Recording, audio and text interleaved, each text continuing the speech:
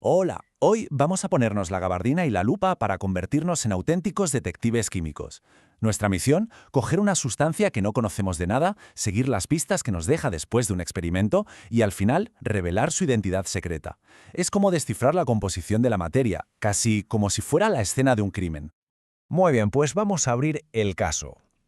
Cuando en un laboratorio aparece una sustancia nueva, es un misterio total.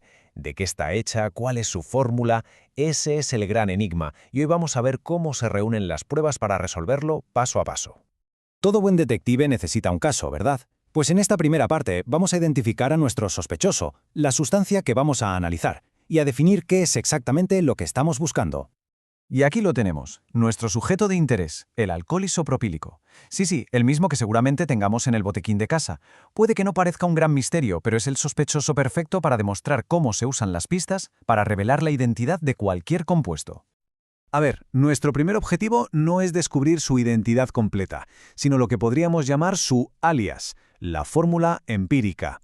Esta fórmula nos dice la proporción más simple, en números enteros, de los átomos que lo componen. Es la primera pista y la más importante para empezar a desenmascarar la estructura de una sustancia. Pero claro, ¿cómo conseguimos que nuestro sospechoso hable? Pues vamos a usar una técnica de interrogatorio que es un clásico en química, el análisis por combustión. O sea que básicamente vamos a quemarlo para obligarle a que nos revele los elementos que esconden su interior. Y aquí están los resultados del laboratorio, las pruebas clave. Se quemó una muestra muy pequeña, de 0,255 gramos de nuestro alcohol, y de esa combustión se recogieron dos productos, 0,561 gramos de dióxido de carbono y 0,306 gramos de agua. Puede que no parezca mucho, pero estos tres números son todo lo que necesitamos para resolver el caso.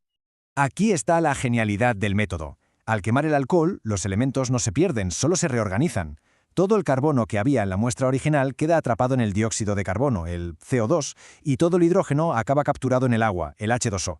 Así que, analizando los productos, podemos seguir el rastro de los elementos hasta su origen. Es una jugada maestra. Bueno, pues ahora empieza el trabajo forense de verdad.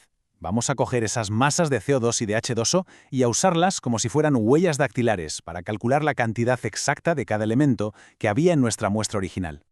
Empecemos con el carbono. Partimos de esa masa de CO2 que hemos recogido. El primer paso es convertir los gramos a moles. Los moles son, para que nos entendamos, una forma que tienen los químicos de contar grupos de moléculas.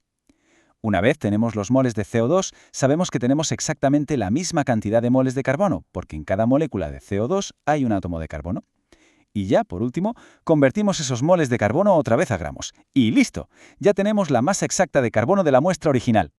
Venga, ahora a por el hidrógeno. El proceso es casi idéntico. Empezamos con los gramos de agua, los pasamos a moles de agua. Pero, ojo, aquí viene la diferencia clave. Cada molécula de agua, H2O, tiene dos átomos de hidrógeno. Así que por cada mol de agua tenemos el doble de moles de hidrógeno. Hacemos ese ajuste, lo convertimos de nuevo a gramos y ya tenemos la masa de hidrógeno que había al principio. Vale, ya tenemos las masas del carbono y del hidrógeno. Pero los alcoholes también llevan oxígeno. Y aquí está el problema. Durante la combustión se usa oxígeno del aire que se mezcla con el oxígeno de la propia muestra. Esto, claro, contamina nuestras pruebas y nos impide medirlo directamente. Entonces, ¿cómo resolvemos este último enigma? Pues la solución es bastante elegante. Es pura lógica. Conocemos la masa total de la muestra con la que empezamos y acabamos de calcular la masa del carbono y del hidrógeno que había dentro. Por lo tanto, la masa que falta para llegar al total tiene que ser sí o sí la del oxígeno. Es una simple resta, un cálculo por diferencia. Y aquí tenemos el resumen del caso. En esta tabla se ven las masas de carbono e hidrógeno que hemos calculado y la de oxígeno que hemos deducido por diferencia. Pero la columna clave, la más importante ahora, es la de los moles. Al convertir todo a moles, dejamos de comparar pesos y pasamos a comparar directamente el número de átomos de cada elemento. Y eso es justo lo que necesitamos para la fórmula. Con todas las pruebas cuantitativas ya reunidas, hemos llegado al clímax de la investigación. Es el momento de juntar todas las piezas y revelar por fin el alias de nuestro compuesto misterioso. Para encontrar esa proporción de números enteros sencillos que buscamos, hay un truco matemático muy común. Se localiza el valor en moles más pequeño de la tabla, que en este caso es el del oxígeno, y se dividen los moles de todos los elementos entre esa cifra. Y al hacer esa simple división, ¡tachán!, los números se convierten en una proporción casi perfecta. 3 para el carbono, 8 para el hidrógeno y 1 para el oxígeno. Y ahí la tenemos, la fórmula empírica, C3 C3H8O. Hemos resuelto la primera parte del misterio. Pero, como en toda buena historia de detectives, aún nos queda un último giro. ¿Es esta fórmula empírica la identidad completa y verdadera del compuesto? ¿O es solo una versión simplificada? ¿Un alias?